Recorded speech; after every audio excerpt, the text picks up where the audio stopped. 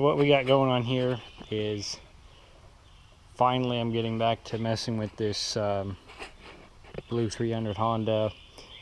I have parts on order.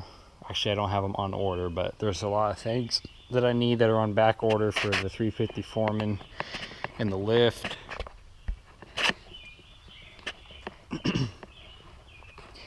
So basically what I'm going to do, actually what I am doing, because I'm already doing it, is taking this entire ghetto rigged mount that I did just for a temporary purpose, but ended up being for a little bit more than temporary.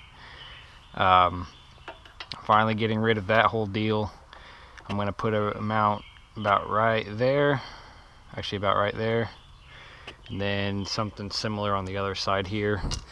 Then I have these shocks right here that's going to run up somewhere around up here. I don't really know yet. And I'm going to attach it with a big piece of pipe that has mounts welded on it that runs across from there to there. And also it might even have to be bent, because I'm not sure how that's going to work yet. But also I'm going to, since this shock's not going to be there anymore, I'm going to be welding a plate from there to there with braces. And as far as I know,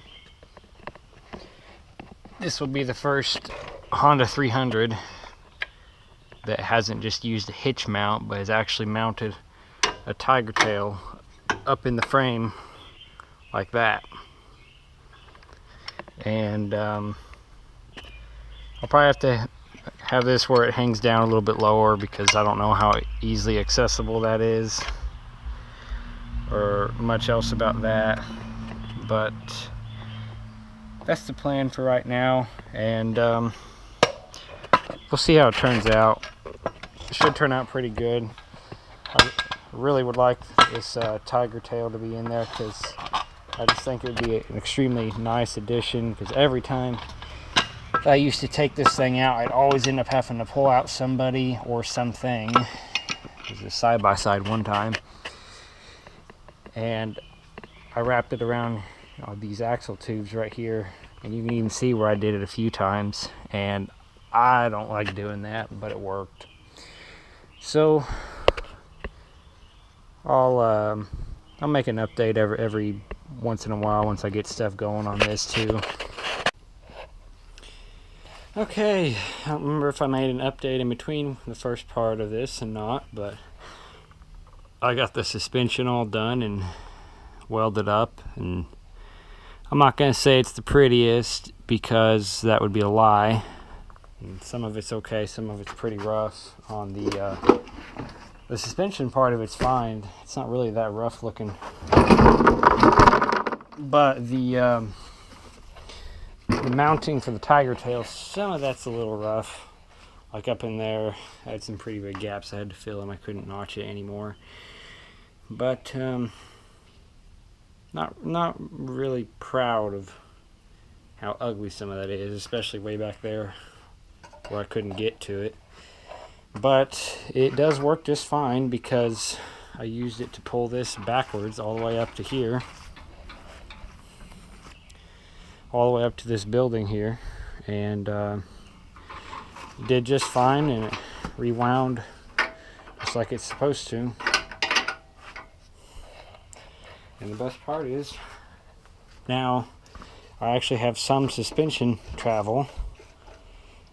That's just like probably a 1/4 inch, but I'm not even pushing very hard on it, and it's moving down. Before, with that other shock, I only had like a 1/4 of that.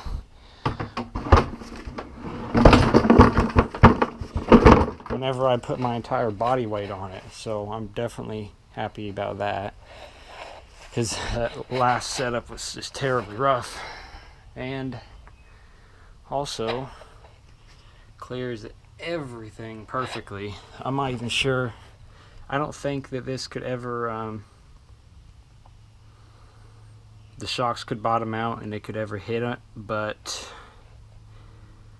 I'll probably put some really heavy stuff on it, either that or wedge the top of the frame under something and jack the back end up so where it forces the shocks to compress. But I don't think that can hit the swing arm, because that's at least 4 inches away at the closest point, and I think these shocks only have like 5 inches of travel, and that's not even going to be the same amount of 4 inches way back here is probably only going to really be like maybe 2 or 3 up there.